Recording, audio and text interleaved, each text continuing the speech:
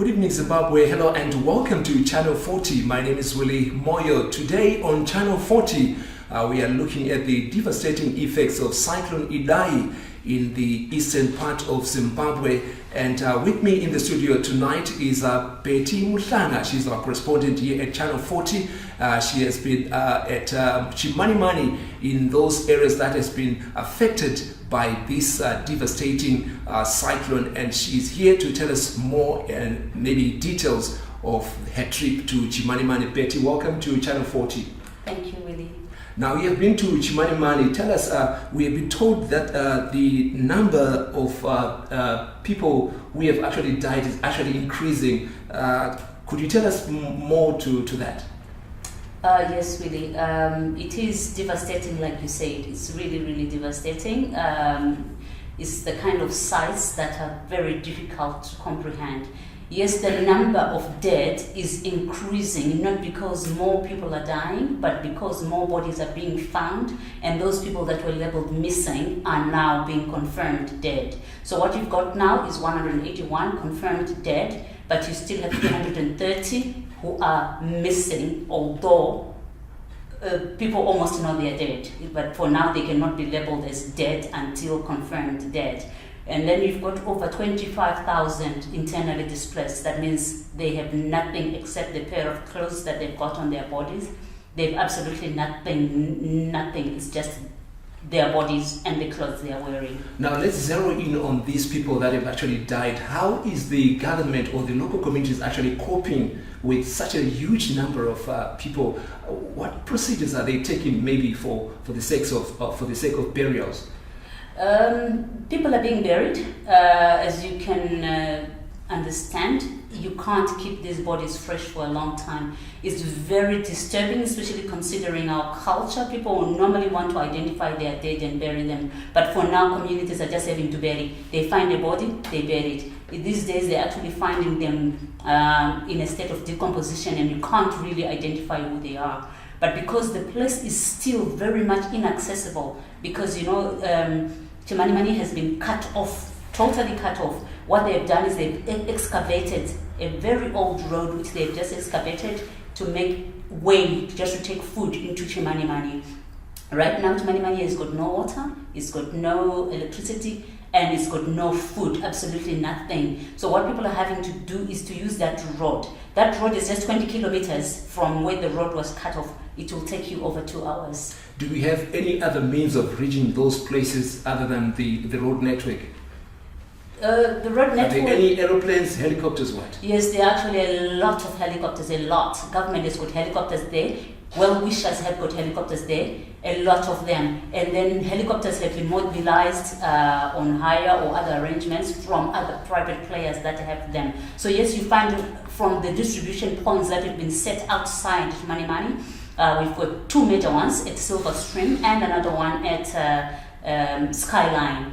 So you find that helicopters are taking off almost every 10 minutes with relief to go and give the people there. These people have got no water, they've got no food, they don't have any basics. So really they need assistance. Whatever they have to use for themselves, it has to come in. It has to be airlifted. But also, Chimanimani is a very misty place. Most times it just wakes up and it's so dark and it's so misty, the choppers can't fly in. And that means they just have to be there on their own. Betty Muhlanga, our correspondent here at Channel 40, thank you for joining us live here at Channel 40. That was our correspondent, Betty Muhlanga. She has been in Chimanimani, the worst hit area as far as Cyclone Idai is concerned.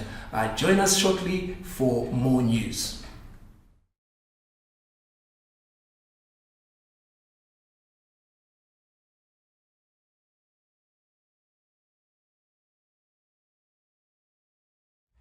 Hello Zimbabwe, and welcome to yet another edition of Ubuntu. In this program, we talk about our heritage, our culture, and our history. And today is a renowned guest. His name is Professor Godwin. Welcome, Professor. Thank you, Vimbisayi. Good evening, Zimbabwe. With the professor here, we need to go and delve deeper and try to unleash our nation from this global village that we have become and talk more about the foods that used to be there, that used to exist, and what were their benefits.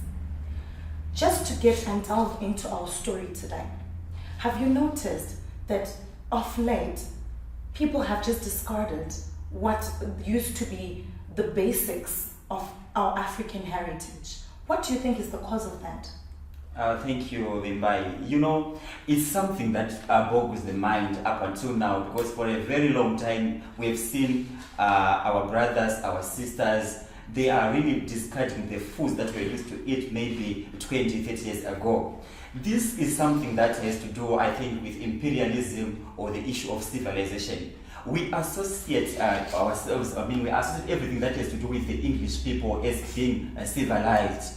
While we are discarding our own traditional foods. Now look at the diseases like cancer. It's because of the foods that we are eating. We are saying to our people, let's go back to our roots, where we came from. Let's embrace mutakura, let's embrace nimo, mufushwa we munyemba. All those things, if you eat them, if you take them, you find out that our health will be better improved. Thank you very much, Professor. You have brought in a very good topic that I was about to ask you about. Mm-hmm. It seems as though when these things come bottled up or packaged from probably the well-known overseas, or maybe they're coming in different packages. Let me give you an example. People see bottles that are written a certain label and it's not from this country, and then we are so quick to could it be a problem on our part that we don't have authenticity in our products? Have we been able to write them down? Do we generally blame the global village, or we also have a part to play in this decadence and erosion that has happened in our heritage? Well, thank you for that question. Really, we are to blame. Okay. Because there is nothing special that is coming up from overseas. What we have here, if you take a look at it, one of the days when I was shopping around in Pretoria with my wife and other professors from the University of Zimbabwe, we saw moringa tree leaves. They were packed nicely in this Pick and Pay shop. Moringa tree leaves improve your health.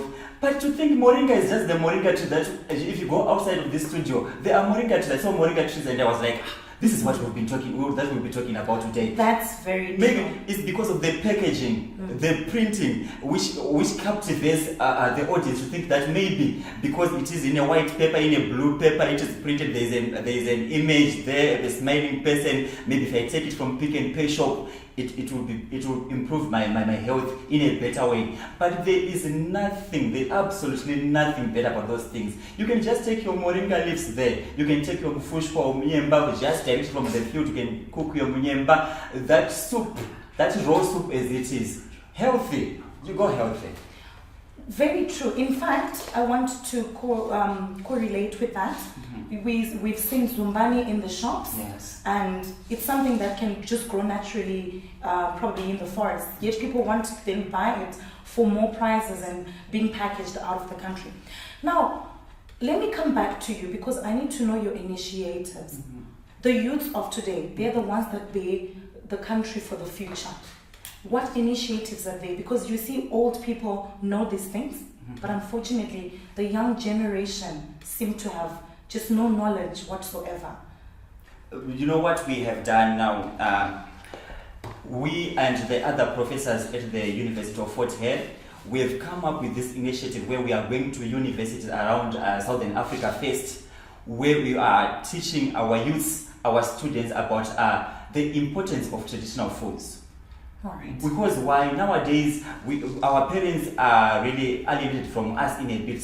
You know, they are sending out their kids to Oxford, the parents are in Zimbabwe, somewhere in South Africa. There is this gap. We don't get that enough time of them parents are talking to us about the better part of eating traditional foods and the like. So we are going there to the universities. We are going to meet the students wherever they are, whichever university it might be, to say no. Let us embrace our traditional foods. Yes. Look at the issue of toxins in people's body and all those things. Let us go back and embrace such foods. That was very insightful from our professor at the University of Zimbabwe. So today should be your last day to associate culture with primitiveness. Thank you very much, Professor, for joining our program. Thank you for having me.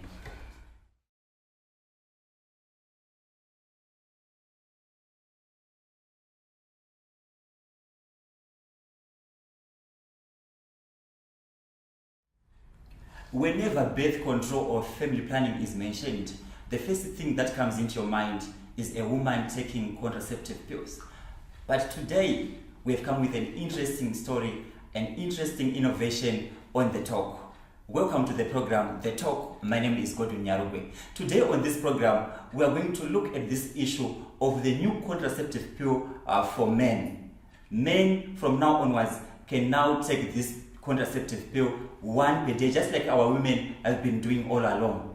This innovation came up on the 25th of March, just this week, after Professor Wang of the University of Washington Department of Medicine and the team came up with successful results after testing this issue for 30 days. Today in the studio, I have invited Professor Vimbisayi to shed more light on the advantages of such contraceptive pill on males.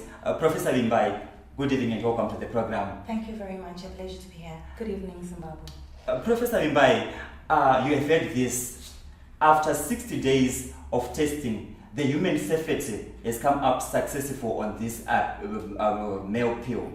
What's your take on that one? Is it a welcome idea? What's your take from a female perspective or from a medical perspective? All right. Thank you very much. Speaking of medicine perspective, everything has evolved and things are being discovered day after day. Okay. So I'm in support with this new pill. In fact, men's movements, surprisingly, have actually come up to encourage other male counterparts. Because you see, there's a lot of resistance that comes into the market when we bring a different sex to uplift a certain thing. It's as if you're downtrodden. Okay. We need men to come up, campaign for other men. You see, that brings in a lot of psychological effects to see that it's actually quite normal. Some people wouldn't want to come out of the box, but see it as a good idea.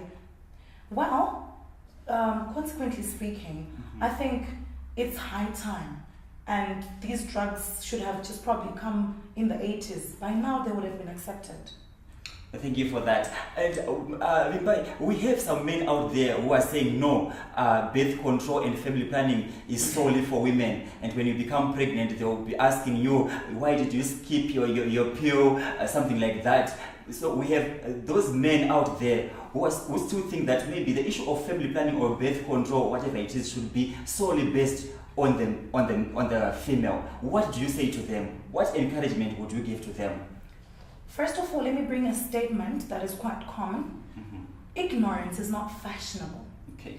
So, on the part of those people who bring in these pills and drugs, we also need literature, we also need lessons, we also need, look at HIV for instance. Back in the day, it used to be a taboo to talk about it, but because now people have an appreciation, you can testify with me, it's different from the 80s.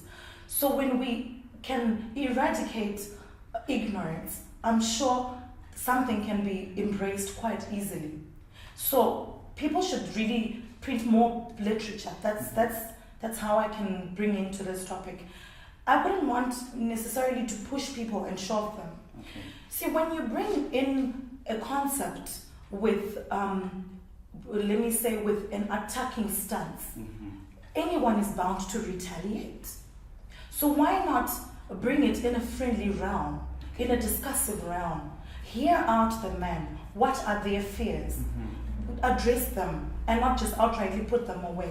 Because surely resistance will be faced if we want to approach this in an attacking manner. That's Professor Vimbisayi from the University of Zimbabwe, shedding more light on the issue of the male contraceptive pill. She's saying, as men, let us embrace this innovation. Let us encourage each other. After this break, we'll open up our lines for those who want to get in touch with Professor Vimbisayi to hear what she says. If we have any question at home, 498603 if you want to get in touch with us. But for now, let's take a short break. We'll be back shortly.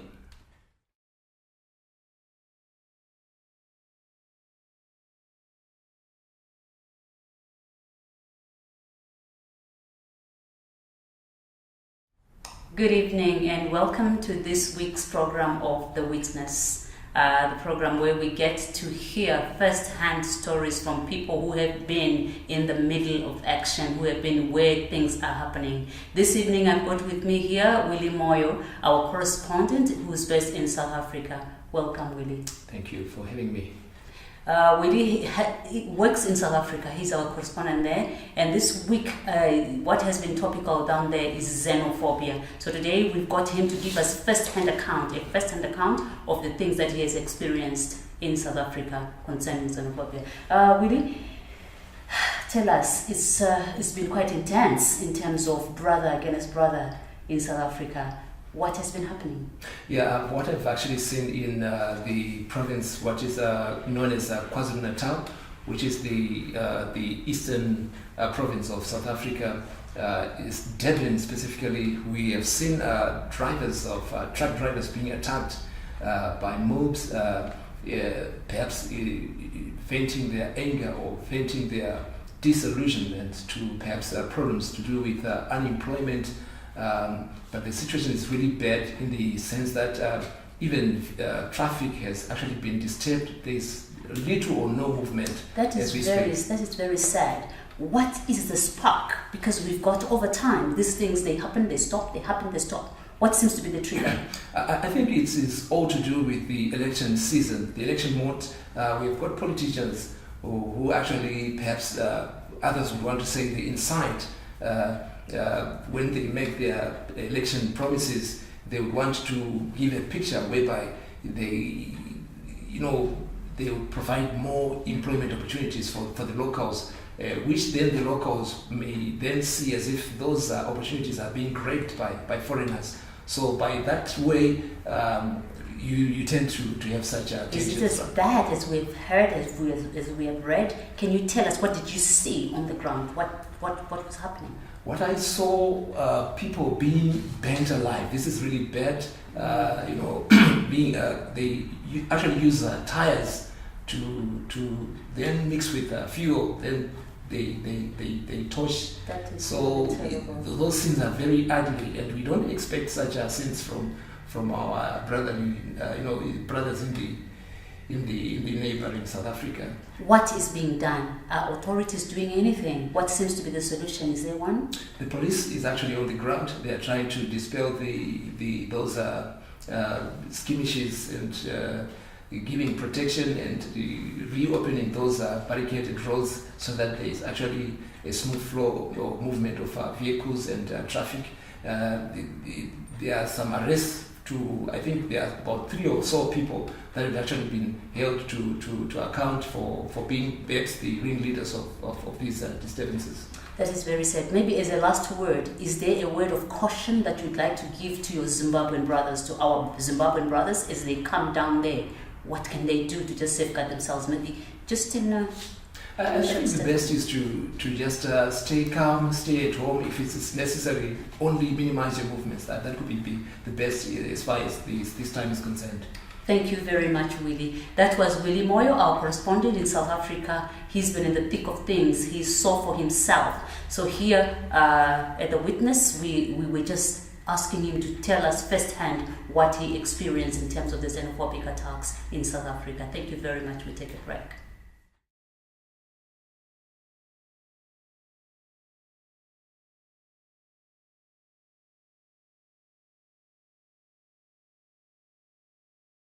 It's a good afternoon to you all. My name is Runako Silindiwa and welcome to Gango, the show that talks about anything and everything that affects our daily lives.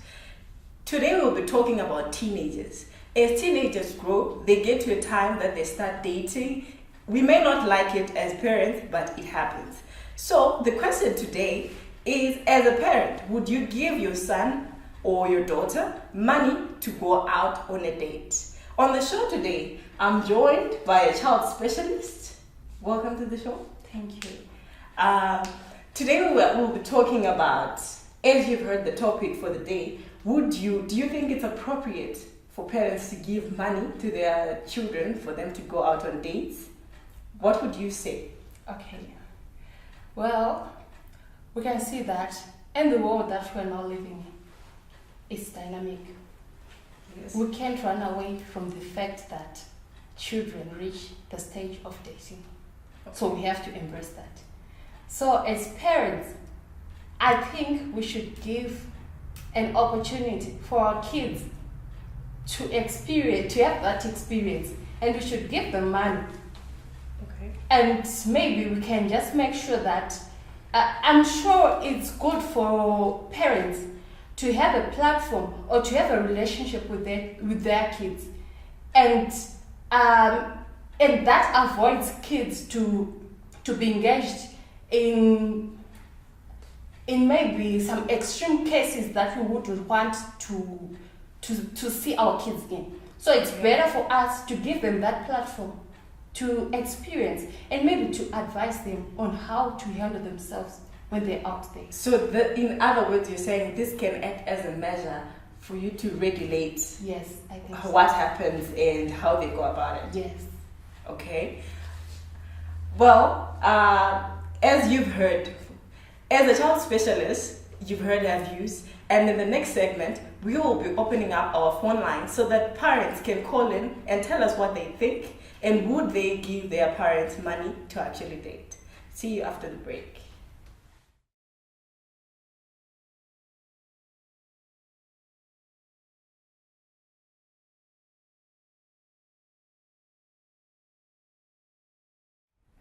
Hello Zimbabwe, good evening. Today in our program, we are going to discuss with Ms. Runako the issue of early child marriages.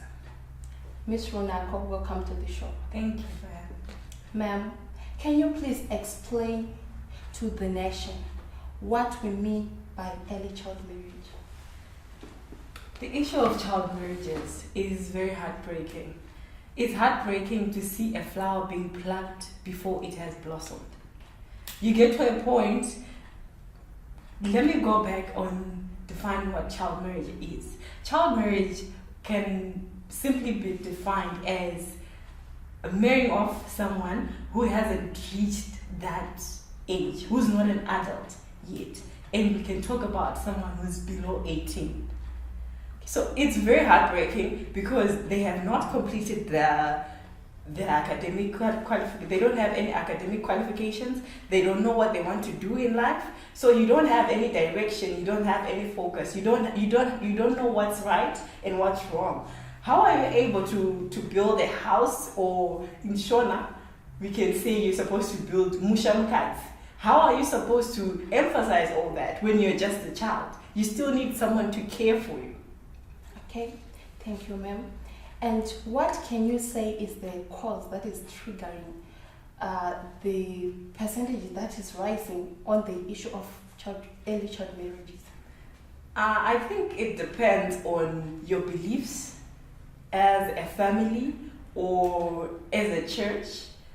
I believe there are other churches which marry off young girls by virtue of any guy or an older guy just dreaming of you. We have a church like that. When they dream of a certain girl, they're like, she's supposed to be my wife. And they're just married off just like that. No one disputes that. They just go. There's also the issue of poverty. Some are married off because of poverty, because the parents want to get money, or maybe the suitor is rich. And some are married generally because they want to run away from something. Maybe it's from abuse, and they see marriage as the next possible solution to that, whereas it's not. Okay. So what advice can you give to parents, to guardians, to Zimbabwe in general, to curb this issue of early child marriage? To parents, I would say guard your children jealously. And you should wait for them to blossom so that they can give out. In Shona, there's a saying, I'm not sure if I'm pronouncing it correctly.